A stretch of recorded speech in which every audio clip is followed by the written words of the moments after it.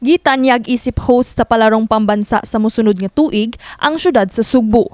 Ang malampusong pagdaog sa dakbayan sa Cebu sa bidding batok sa mga probinsya sa Negros Occidental ug Antique, gianunsyo atol sa closing ceremony sa palarong pambansa 2024 na gipahigayon sa syudad sa Marikina.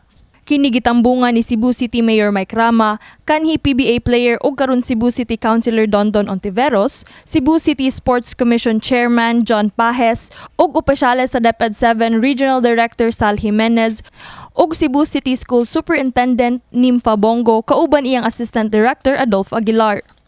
Ang chairman sa Cebu City Sports Commission John Pajes mipadayag sa iyang kalipay sa dihang nasayran ang maayong balita, sanglit ang palarong pambansa ang labing dako nga sporting event sa atong nasod. Sukad sa pagsugod sa palarong pambansa, 75 ka tuig ang milabay, kaduha pa lang nahimong host ang Cebu sa tuig 1954 ug tuig 1994. It was a very hard-fought contest between kita, Cebu City, and the provinces of Negros Occidental and Antique. And it was a very close battle between the other provinces because they're also very capable.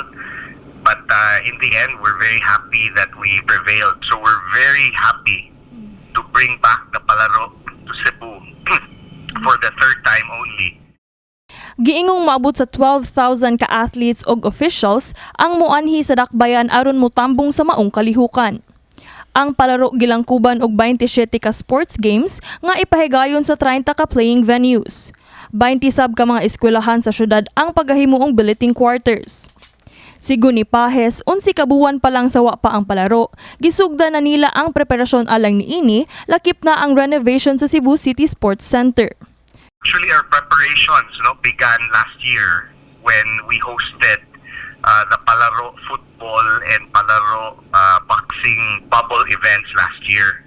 So mura na to, that's what started our preparation. And last June, kita in Cebu in Region 7, DepEd Region 7, were given the opportunity to host the pre-qualifying. So in a way, kita in Cebu City, that already that helped us prepare, Samtang si Mayor Michael Rama mihatag na og marching signal ngadto sa tanang department head sa Cebu City Halls sa pagbuhat sa ilang mga preparasyon.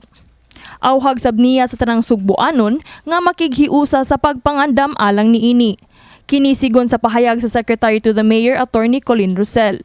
Ang tanan gimanduan gyud tanan tibuok nato nga mga katawhan sa syudad sa Cebu nga muabag para sa preparation kay kini kalihukan man ni sa syudad sa Cebu. Ang mga departments nato tanan gitagaan na sila go signal and marching order sa mayor to do the preparation. Kini si Queenie Joligon alang sa My TV Cebu.